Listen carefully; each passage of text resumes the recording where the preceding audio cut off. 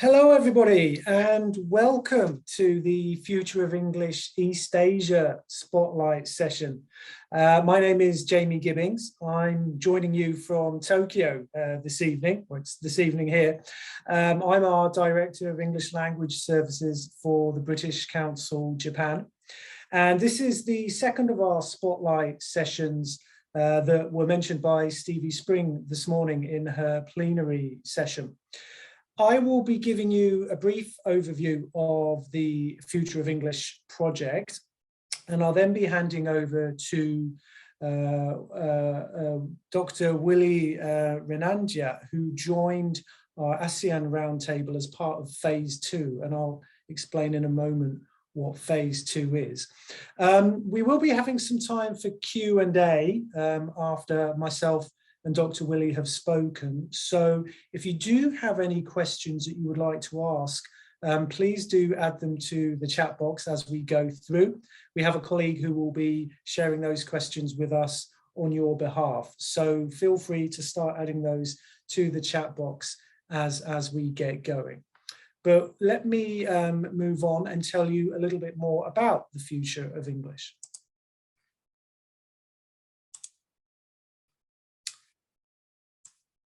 So the Future of English is a multi-stage project which will set a research agenda with global scope and local relevance. And the project is intended to do several things. Firstly, provide insights on trends that will define the role of English as a global language over the next decade. Then inform language policy and education reform interventions, and also lay out a research agenda capable of generating hard evidence and data to inform those policy decisions and evaluate their impact. So I'll just give you a moment to have a look at that slide, which summarizes those project objectives.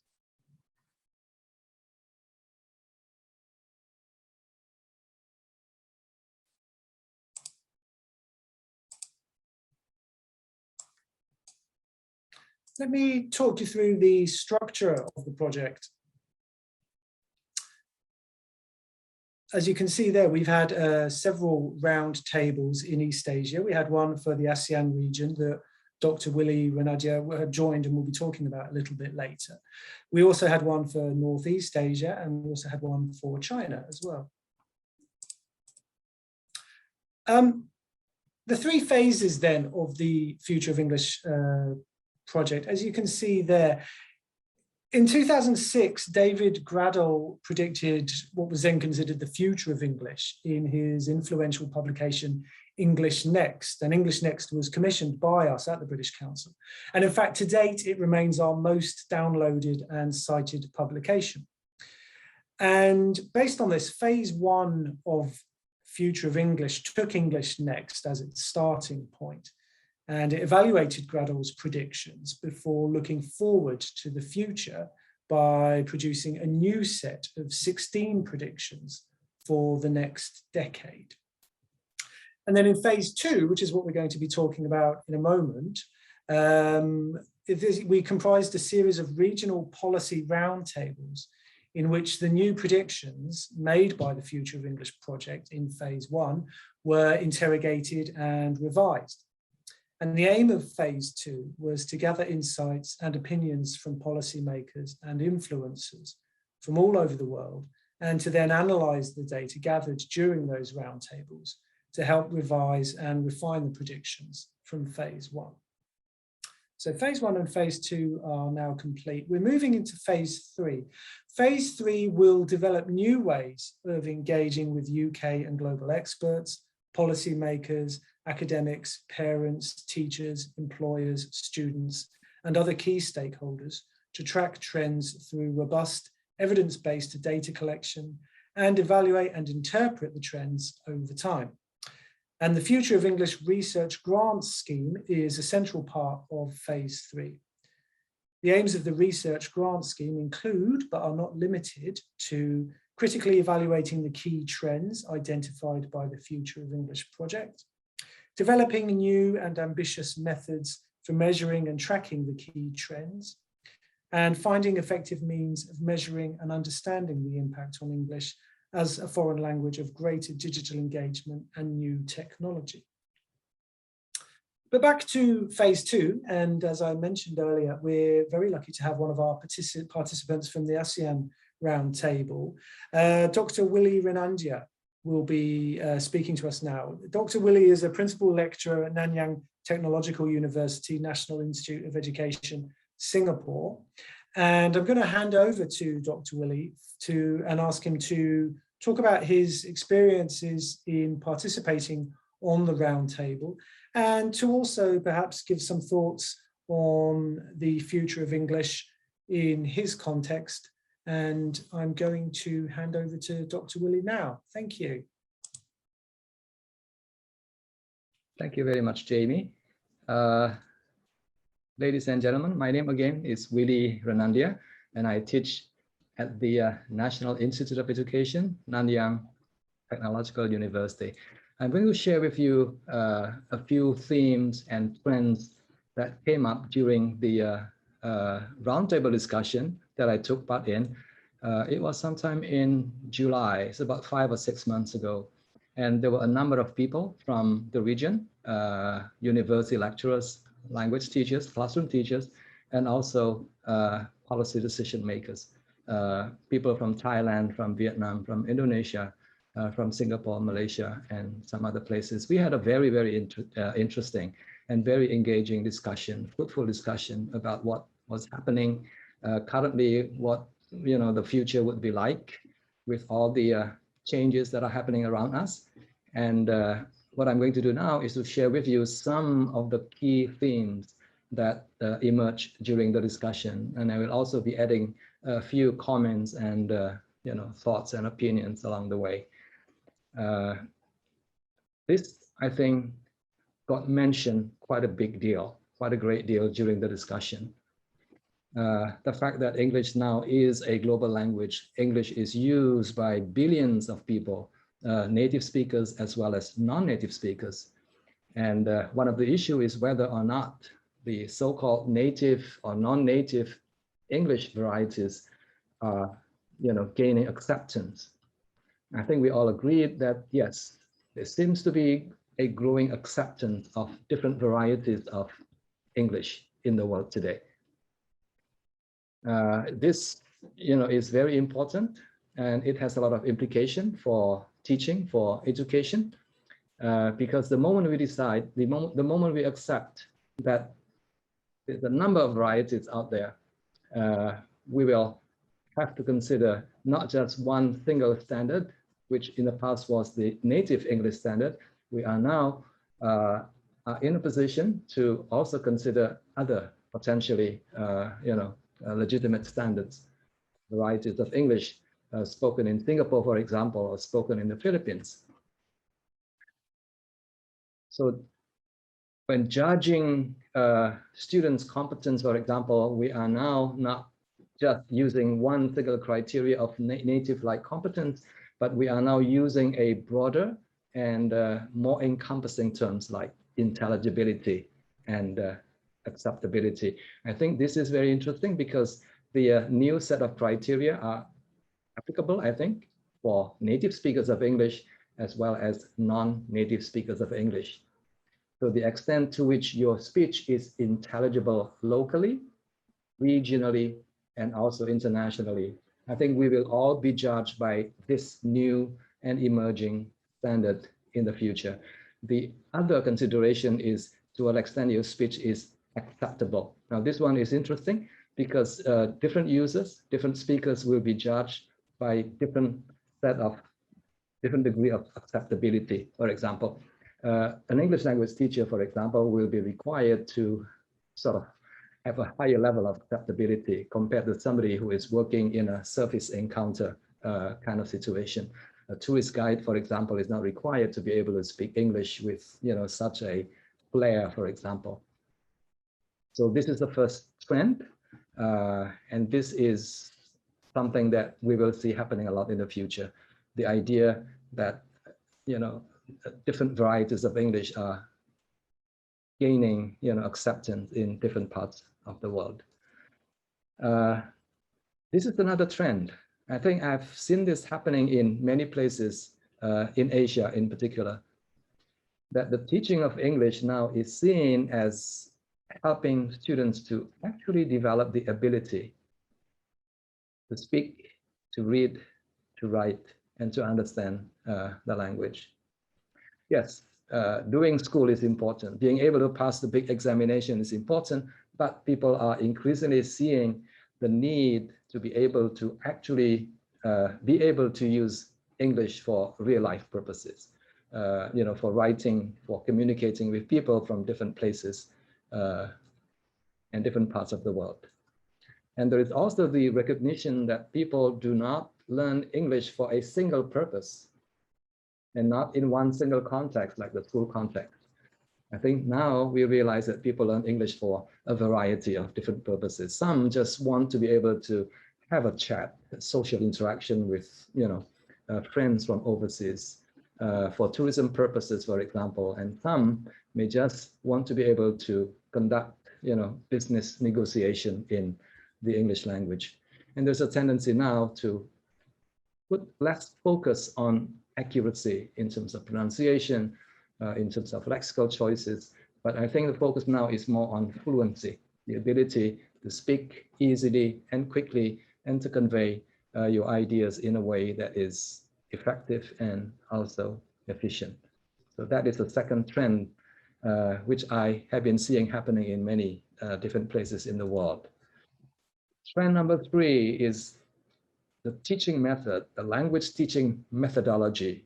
I think going forward, we can't actually go back to the old ways of, lecturing, doing the kind of lesson that is fully teacher fronted. I think increasingly people are talking and discussing and stressing the importance of engaging students in the learning process. And one method, if you like, that keeps appearing these days is, the kind of methods known as problem-based or inquiry-based learning. And this usually focuses on just-in-time learning instead of just-in-case learning. Just-in-time means, okay, here is a problem that you need to solve using the English language, and what kind of grammatical features, what kind of vocabulary words that you will need to use in order to learn in order for you to be able to solve the problem. So just in time, not just in case. Just in case means, okay, here is an exotic grammatical structure. You may need this structure 5 years down the road or maybe 10 years down the road. I think that will not be something that people are looking for in the future. And then I think people are moving away from the idea that the best way to teach English in the classroom is to fully use English. So the English only policy, I think, is giving way to an approach known as the multilingual approach or the plurilingual approach. The idea that we are allowing students to make use of whatever linguistic resources they have in order to, learn more optimally in the language classroom. Also, increasingly, people are turning to resources that are available outside the classroom. I think we are now realizing that the quantity, for example, and the quality of exposure to the language that is available in the classroom is considered insufficient. I think teachers, we need to go beyond the classroom and bring in all these wonderful resources in order to increase the quantity and also the quality of language exposure to our students. Trend number 3, I think it makes a lot more sense than because language will be increasingly used for utilitarian purposes, for the real authentic purposes of communication, then the assessment will also have to be performance-based. So instead of testing the discrete language items, multiple choice type of questions on some vocabulary issues, I think increasingly we are paying more attention to how we can assess students in terms of their real ability to communicate orally or in writing. So the focus will be more on language ability. The graph there on the left-hand side is CFR, the CFR scale. I think increasingly CFR is being adopted in many places in the region, in Vietnam, for example, in Malaysia, in Thailand, and very soon in Indonesia as well. And also the kind of assessment that we use is more likely to be more student-friendly, focusing more on assessment for learning rather than or in addition to assessment of learning. The second one, assessment for learning, I think it's gaining a lot of interest among teachers. The idea is that tests will have to be broken down into smaller kind of tests and given more frequently, and the purpose of which is not to prove or to test, but to support learning and teaching in the language classroom. In other words, we are seeing increasingly the kind of assessment that is more learning friendly and also learner friendly. I think that is one of the themes that emerged during the discussion, and also from my own experience working with teachers from different parts of Asia. This is the final trend that I want to share with you. The need and the demand for competent, highly competent English language teachers is likely to increase a great deal. And I've seen countries in the region actually doing a lot of retraining. It's doing a lot of upgrading of English teachers' proficiency, and also on improving on their language pedagogy.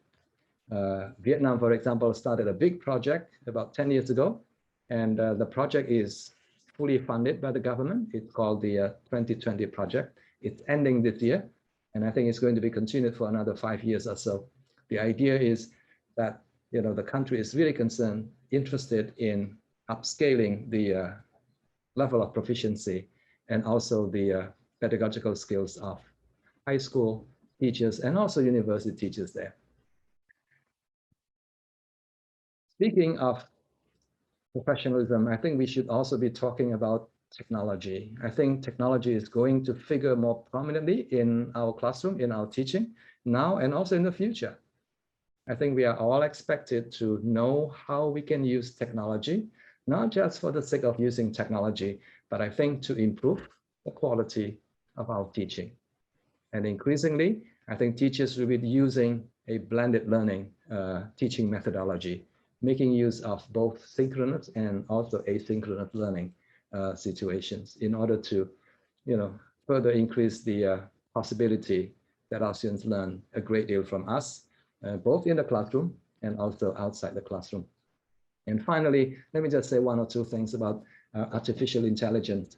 Yes, we are still at the early stage, but I've seen the beta version of AI-powered program, which can produce a story actually. So you just need to tell the program, I want a story about elephants for young children.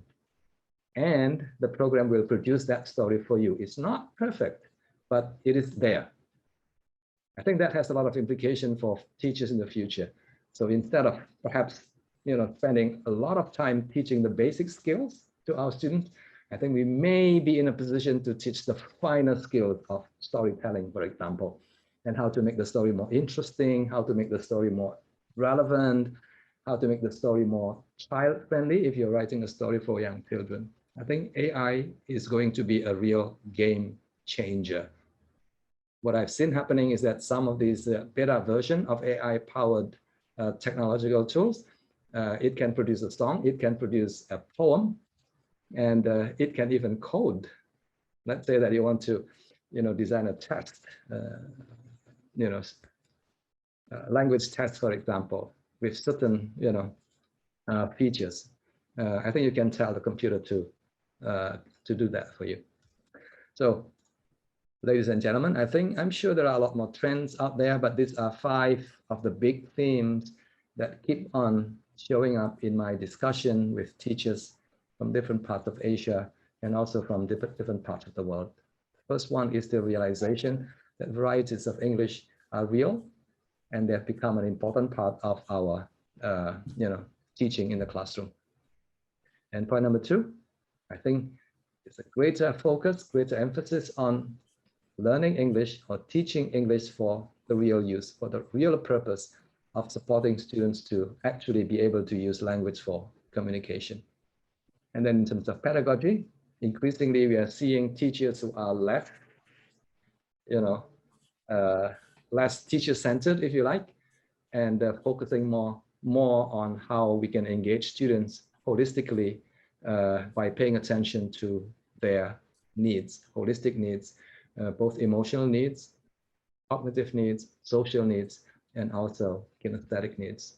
In terms of performance, naturally, we'll be looking at performance, the kind of performance-based test that really measures students' ability to actually use the language for speaking, for reading, for writing, and for listening. And finally, the never-ending process of professional development. This is going to be an ongoing thing, lifelong learning for everyone, for you, for me, and for a lot of teachers out there in the audience. Thank you very much for listening. Jamie, back to you. That's about 10 minutes. Thank you so much, Dr. Willie, and a fascinating summary of both the roundtable discussion and some of the trends that you yourself are focusing on. As I mentioned at the top of the call, there's an opportunity to ask any questions at this point. So if you haven't done so far, then please do pop them into the chat. But we already have some questions for you, Dr. Willie. Jan, could I hand over to you? Yes. No problem. Thank you, Jamie. So our first question here is by Meena Patel. You say that there will be less of a focus on accuracy and more on fluency, and you also mentioned performance-based assessment. Is this already happening in the region? And if so, can you give some examples? Yes, to some extent. But going forward, I think we'll be seeing a lot more of this happening in many places. As I mentioned early on, a number of countries in the region have now adopted officially, but have not fully applied this, but they have adopted CFR. And CFR is ability-based. In terms of teaching, you have to focus more on what the students are able to do with the language. And in the same way, in terms of assessment, I think increasingly teachers will also be paying more attention to those performance-based kind of assessment. It's not happening 100%, but I think people are becoming more aware, and 5 years, 10 years down the road, I think the demand for authentic assessment, the demand for teaching language for real communication, for real communicative purposes is going to be there. Unless, or the teachers will not be happy with you. The teachers will not send your kids to your school. Okay, thank you very much. Another question here from Cheryl Cook. I'm interested to know Dr. Renandia's view on who should be deciding on acceptability of language. It's a little bit, it's very interesting. Yes, acceptability is a sociolinguistic criteria. So there's a lot of people who are involved in deciding what is acceptable and what is not acceptable. Intelligibility, on the other hand, is more of a linguistic dimension. It's easier. We can have a rubric, and we can decide whether somebody's speech is comprehensible or understandable. Acceptability is a bit tricky, but if you look at, the context of teacher development or teacher training, I think there is a certain standard that teachers will have to meet in order to be considered acceptable. What it looks like is a matter of consensus. We don't have that consensus yet, but increasingly, I think people are able to sort of develop a rubric that is considered acceptable for people who want to become English teachers, for example. Perhaps I can give you an example of what is happening in Hong Kong. I think in Hong Kong is very interesting. Before you can work as a school teacher, a public school teacher, you have to take a test. Although you may have graduated from the best teacher education, university, you still have to take this test.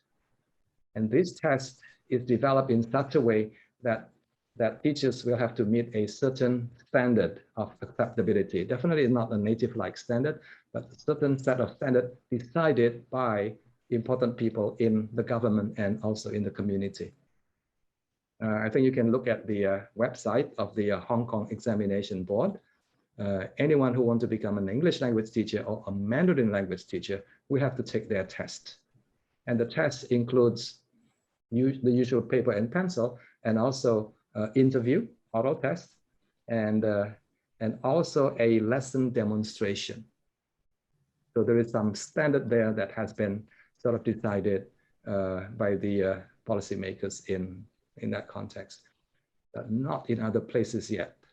If you look at Indonesia, for example, the standard is very, very diverse. Some top universities have a very high standard for people before they graduate, for students before they graduate, but some other universities or some other teacher education institutions are more relaxed. As long as you have finished all the courses, the course modules, and here you go, here is your certificate, go and teach. But in some places, they're very strict. And hopefully that, you know, universities and teacher education institutions will become more strict in terms of, you know, setting the standard for their graduates. Okay, let's move on to a question now from Barry O'Sullivan. We've heard from Swami yesterday at the AI panel about the concept of language independent learning, where learners can access programs regardless of their L1 using AI translation. Do you see this as a genuine opportunity for the region? Yeah, I would think so, yes. I haven't seen the program yet, but even now we have, you know, a version of that program which is available. And personally for me, I would encourage students to make use of those applications, translation applications. For example, one by Microsoft. I think they've got an application program, a translation program that students can make use of in order to help them to support their teaching. Now, this one is really very interesting. I've seen some interesting cases of people who are really successful in acquiring the English language just by doing a lot of viewing, movie watching movies, and with translation. Now the trick is, you know, they will watch the movie with the translation, with the subtitles in the language that the students are familiar with, and then they will watch again with the English subtitle, and then they will watch again without the subtitle. Now that to me is very important because that seems to be in line with what we know about the nature and the process of language learning. If you rely solely on the original, on the subtitle in the student's first language, I don't think that's going to help a great deal. I think learning happens when students get an opportunity to do things 2 times, 3 times, 4 times, or 5 times. So the translation is the initial part. The second bit is for them to listen again or to view again the same movie again, maybe with the English subtitle, and then do it again without the subtitle. I don't know if you have heard about this, you know, inspiring story of the group band leader in Korea, BTS. You probably don't know. I don't know him as well, but young people all over the world seem to know this guy. The group band leader, BTS, speaks fluent English. And when he was interviewed by Ellen DeGeneres in the talk show, the US movie TV talk show, he said that that's how he learned English, actually. That's how he acquired English. He watched Friends, the well-known TV drama, Friends. But what he did was exactly what I said earlier on. He would watch the movie with the Korean subtitle first, and then he would watch it again with the English subtitle, and then he would watch it again without the English subtitle 3 times, times 50 episodes. That is 3 times 50, that is 150 episodes. That is what I call exposure. And that is what I call, you know, the kind of learning that is in sync with one of the theories of language learning developed by this professor, Stephen Krashen. The importance of exposure, the importance of input in language learning. Okay, I think we just have enough time to squeeze another question by Jamie Dunley, which is a question for both of you really, Willie and Jamie. You have spoken about a lot of examples of practice from the region and clearly very aware of what's happening there. For the wider community of teachers and test developers, policymakers, etc., do you see more collaboration and communities of practice across borders in the region between teachers and regions? Jamie, go ahead. I mean, speaking to the context here in Japan, I don't see concrete examples of that at this stage, but I think perhaps if one goes beyond the formal public education system, I think there are going on. I think, you know, that in most places, as there is in Japan, there is almost a sort of a shadow education sector that exists around the public sector. And I think there seems to be more cross-border communication and you know, digital a lot easier and will continue to. Yeah. Willie, we should be wrapping up, but if you just want to briefly give your just one sentence or two. I think the opportunities are there. More than ever before, it has become much easier for us to exchange ideas with people from other places, so-called community of practice. I think we don't have that border anymore. I think we can cross the border very easily with technology like Zoom or other, you know, online meeting platforms. So the opportunities are there. It's just up to the people to make use of these opportunities. As for me, for example, it has become much easier for me to communicate, to collaborate with other people from the region, both teachers and university lecturers as well. So, yeah. Fantastic. Thank you so much, Willie, and thank you, Jan, too, for moderating those questions. And thank you all for watching and joining today and sharing your questions. I hope you've enjoyed this session. Thank you again very much to our guest, Dr. Willie Renandia, for joining us. Thank you all too, and I hope you enjoy the rest of your day wherever you are.